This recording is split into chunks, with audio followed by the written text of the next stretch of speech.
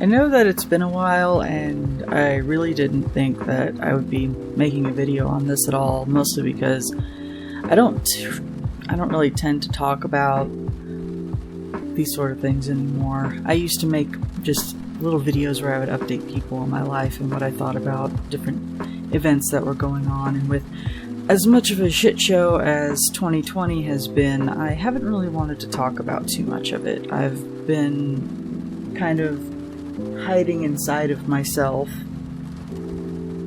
just trying to escape everything, which is part of why I haven't done a lot of recording or video streams lately as well. But while this doesn't really affect me, I guess, directly, there are a lot of other things that affect me directly that are more dire than this at the moment. But let me get this out of the way real quick. This is something I did want to at least address, because I've been seeing a lot of people talking about separating art from the artist, but in this most recent situation, J.K. Rowling is still alive, and she gets a cut of anything Harry Potter related. If you already own the thing, like you own the movies, you own the books, you own the toys because you bought them when you were a kid, or when you were still in school, fine, whatever. The deed's already been done, you can't exactly take that back. However, consumption of anything new that is Harry Potter related is still putting money in her pocket.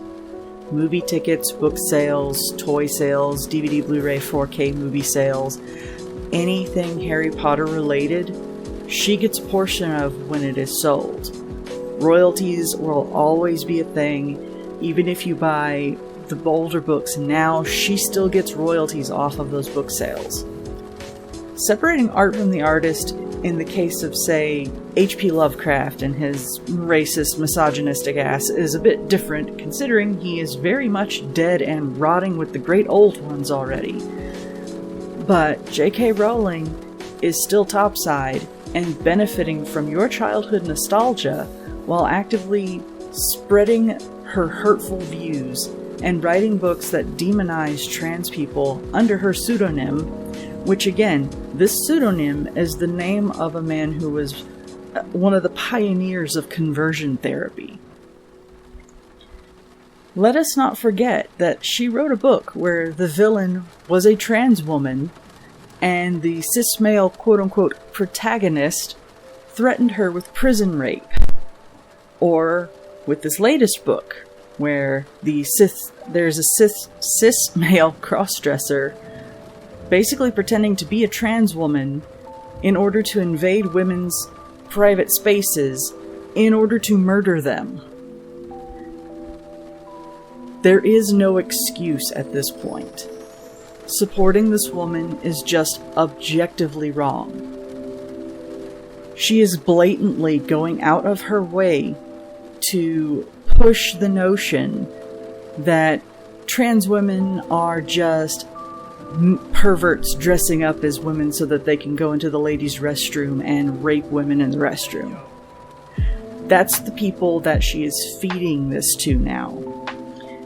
We, as a people, I would hope we would be intelligent enough and caring enough to not let her get away with this. She was on top of the world at one point. She was just a powerhouse. She created one of the most influential book series in the last 3 decades. And she has thrown it down the toilet. But the problem is she is still sitting on her piles of money while she's doing it. She does not care about you. She does not care about me. She does not care about any of her fans. All she wants is your money. And the problem with what is going on now is that she is using this outrage in order to remain relevant, because she stopped writing book after book after book after book. You know, what is it? I don't even know the name of the book series now because I just didn't care that much about it, but the Fantastic Beasts, yes, that was it. No one really gave a crap about the Fantastic Beasts and where to find them.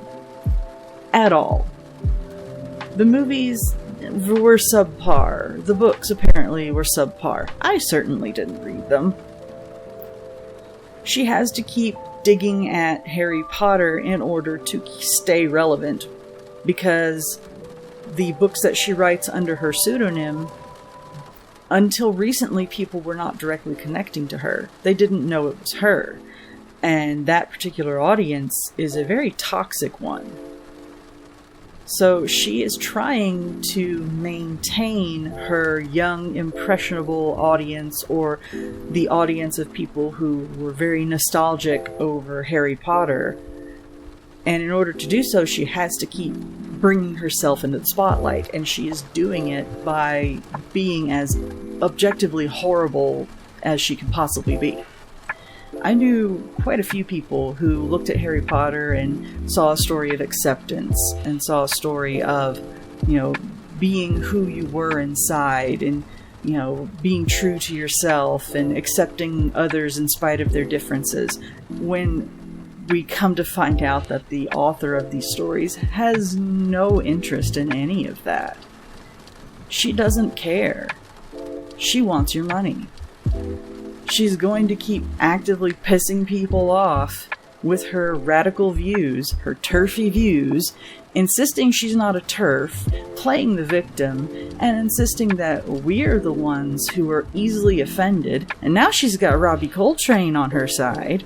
Hagrid, the kind and gentle giant, is now on her side, saying that we are all overly sensitive snowflakes who wouldn't have been able to survive in a war.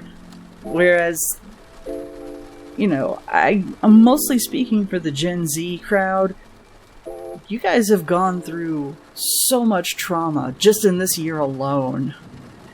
You're the only group of kids I know who had active shooter drills. I didn't have those. Speaking as someone who graduated in 2003, yeah, we knew about the Columbine shooting. We dealt with 9/11. But now there's 200,000 people in America alone that are dying just because our insane president doesn't know what the fuck he's doing and doesn't give a shit about anybody. And then you've got, police killing people just because they can. People rioting in the streets because of police brutality. Black people being murdered for just existing. This is a lot going down in this year, and she is taking advantage of it. She is taking advantage of your vulnerability and the fact that you want to cling to things that made you comfortable as a child. Because that's what horrible people do. She is essentially holding your childhood hostage. And I just cannot fathom where in her mind she thinks that any of this is okay. Because she doesn't. She doesn't think it's okay. She doesn't care if it's okay. That's the problem. And I don't know. This was just meant to be initially a little rant. I have a headache. I've been fighting with people on Facebook because they're like, well, you know what? I can separate the art from the artist, but I'm still going to consume the art. When that's part of the problem. Because as long as you give her money and as long as she stays relevant, she's going to keep being like this. She's not going to stop. And none of us are going to be able to change her mind because she does not give a shit about anyone but herself. And that's just how it is. And we have to accept, I guess we have to accept it because we can't change it. And I'm sorry, I'm stuttering now because I'm frustrated. I don't tend to talk for very long in these videos because I stutter whenever I get frustrated and I lose my words. But I didn't exactly go into this with a script. I didn't really know what words I was going to use. I knew what I wanted to say, what I wanted to get across, and that was about it. But this is all crazy. All of it is. I don't understand where she gets off, trying to say that trans women aren't really women, they're just men in dresses, and trans men are just autistic lesbians. I'm sorry. Autism? Maybe. But that has nothing to do with me being a trans man, and it definitely does not mean that I'm an autistic lesbian, because guess what? I still like dudes, lady. I don't know. I guess I just felt personally slighted because of all this nonsense. Her writing all these essays talking about how, you can't change biological sex. Well, no shit, Sherlock. We know we can't change our biological sex. That's not the point. We're trying to do what we can to change how we are perceived by the rest of the world so that we feel more comfortable in our own bodies and not want to die every single time I get called ma'am. I'm tired of being called ma'am. I know my voice isn't very low. I know I don't look very masculine. But you know what? I'm trying. I know that after I'm dead, I'll still have female chromosomes. That won't change. I can't change that. And you know what? It fucks me up constantly that I have to think about it like that. But that doesn't mean that you have to be a horrible person to someone who's just trying to be happy and is not hurting you in any way. It doesn't involve you. None of this involves you, really. We just want to be perceived the way we feel we are inside because it will make us happy. We're not out to hurt you. We're not out to hurt anybody. We just want to be left alone. And I know there are some crazies out there who take it to the extremes, and unfortunately they're the ones who end up in the news. But we're not all like that. And the fact that anyone can think that everyone is like that is insane.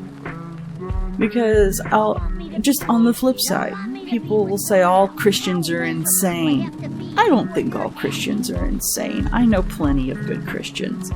But it's the loud, vast majority that gives you guys a bad name. Just like with the trans people and the LGBT community at large. It is the loud, obnoxious, hurtful minority that gives us all a bad name. So you can't, majority, minority, I am losing my words. I'm sorry. I can't. I've got to stop. I can't do this. I'm sorry.